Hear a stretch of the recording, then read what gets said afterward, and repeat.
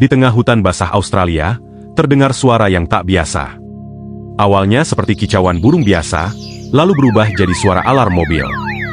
Kemudian, terdengar suara kamera digital, lengkap dengan bunyi shutter dan klik-klik autofokus. Lalu tiba-tiba, suara gergaji mesin memecah keheningan. Tapi anehnya, tidak ada mobil, kamera, atau alat berat di sekitar. Yang ada hanya seekor burung berukuran sedang, dengan ekor menjuntai indah seperti harpa. Dialah si Lyrebird. Bukan sulap, bukan sihir, ini adalah kenyataan. Lyrebird dianggap sebagai salah satu burung dengan kemampuan vokal paling kompleks di dunia hewan. Suaranya bukan hanya nyaring atau keras, tapi ia bisa meniru hampir semua suara di sekitarnya, dengan akurasi yang mengejutkan. Mulai dari suara burung lain, anjing menggonggong, kamera digital, hingga suara gergaji mesin saat manusia menebang pohon. Burung ini bukan hanya berbakat. Ia seperti alat rekam hidup yang bisa memutar ulang apa saja yang pernah ia dengar. Di dunia hewan, kemampuan seperti ini adalah anomali. Tidak banyak makhluk hidup yang mampu memproses dan meniru suara buatan manusia, apalagi dengan ketelitian tinggi. Nama Lyrebird diambil dari bentuk ekornya yang menyerupai alat musik kuno bernama lira. Saat musim kawin tiba, pejantan akan membentangkan ekor tersebut membentuk lengkungan yang megah. Namun, bukan hanya ekor yang jadi andalan saat menarik perhatian betina. Justru, suara adalah senjata utamanya. Dalam satu sesi atraksi, pejantan Lyrebird bisa menyajikan pertunjukan audio yang kompleks selama lebih dari 20 menit. Ia akan menggabungkan berbagai suara, dari yang alami hingga buatan manusia. Suara ini tidak hanya asal tumpuk. Burung ini menyusun urutan suara seperti seorang DJ yang memainkan lagu remix di tengah hutan. Ada intro, variasi nada, bahkan pengulangan untuk efek dramatis. Ilmuwan memperkirakan bahwa satu ekor Lyrebird jantan bisa menguasai hingga 20 jenis suara burung lain, belum termasuk suara-suara lingkungan. Hal ini bukan hasil dari evolusi satu malam. Kemampuan luar biasa ini adalah hasil dari jutaan tahun adaptasi, latihan sosial, dan kebutuhan untuk bersaing dalam menarik pasangan. Di habitat aslinya, yaitu hutan hujan dan pegunungan Australia bagian timur, persaingan antar pejantan sangat ketat. Setiap pejantan harus punya repertoar lagu yang unik dan mengesankan. Semakin rumit dan bervariasi suara yang bisa ia tirukan, semakin besar peluangnya menarik perhatian betina. Jadi bisa dibilang, di dunia Lyrebird, yang bersuara paling keren, dialah yang menang. Satu hal menarik adalah bagaimana burung ini belajar suara.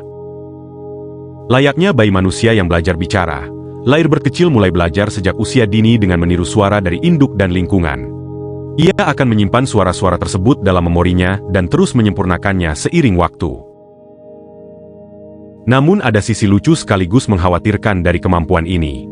Saat kawasan hutan tergerus oleh pembangunan atau pariwisata, Lyrebird mulai merekam suara-suara manusia. Beberapa rekaman dari peneliti menunjukkan burung ini meniru suara alarm mobil, suara tukang bangunan, bahkan dering ponsel. Ada juga yang meniru suara tembakan dari perburuan ilegal. Fenomena ini menjadi pengingat bahwa meski Lyrebird memiliki kemampuan yang mengagumkan, ia juga sangat sensitif terhadap perubahan lingkungan. Jika suara-suara alami perlahan tergantikan oleh suara manusia, maka identitas akustik spesies ini pun bisa ikut berubah. Yang lebih menakjubkan, suara-suara tiruan yang dihasilkan Lyrebird tidak hanya terdengar seperti aslinya, tapi juga memiliki pola akustik yang sama persis. Dengan menggunakan spektrum suara, para ilmuwan menganalisis bahwa tiruan Lyrebird hampir tidak bisa dibedakan dari suara aslinya, bahkan oleh mesin. Selain kemampuannya yang fenomenal dalam meniru suara, Lyrebird juga memiliki keunikan lain. Burung ini termasuk pemalu dan penyendiri. Mereka lebih suka tinggal di lantai hutan, menggali tanah dengan kakinya yang kuat untuk mencari serangga dan larva.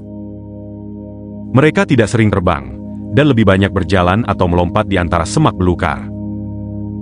Pejantan Lyrebird juga dikenal sebagai arsitek panggung yang ulung.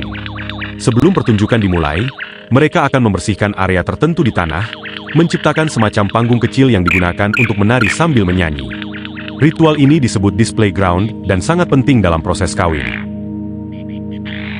Ini adalah area eksklusif, dan pejantan tidak akan membiarkan pejantan lain mendekat. Betina Lyrebird memiliki peran yang cukup berbeda. Setelah proses kawin selesai, betina akan mencari tempat untuk membuat sarang sendiri, biasanya di batang pohon tumbang atau di ceruk semak. Ia akan mengerami telur dan membesarkan anaknya tanpa bantuan dari pejantan. Satu fakta menarik lainnya adalah bahwa kemampuan meniru suara tidak hanya digunakan untuk kawin, tapi juga untuk perlindungan diri. Dalam beberapa kasus, lyrebird menggunakan suara burung predator atau suara manusia untuk mengecoh musuh. Trik ini bisa memberikan mereka waktu untuk kabur atau bersembunyi. Dalam budaya populer, lyrebird sering menjadi simbol dari kecerdasan dan keunikan alam Australia. Ia muncul dalam uang koin Australia, film dokumenter terkenal, dan bahkan di logo Taman Nasional.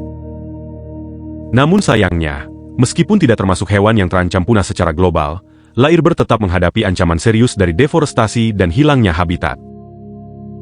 Pembangunan jalan, pertambangan, serta perluasan kota membuat hutan tempat mereka tinggal semakin menyusut. Suara-suara hutan yang dulu alami kini dipenuhi deru kendaraan dan kebisingan kota. Jika suara-suara ini terus mendominasi, maka generasi lyrebird berikutnya mungkin akan tumbuh dengan repertoar yang terdengar lebih seperti kota daripada hutan. Lyrebird adalah pengingat bahwa alam punya cara luar biasa untuk berkomunikasi. Ia bukan hanya burung, tapi juga seniman, peniru, dan penjelajah suara. Suaranya bukan hanya alat untuk bertahan hidup, tapi juga bentuk seni yang menghubungkan satu generasi ke generasi berikutnya.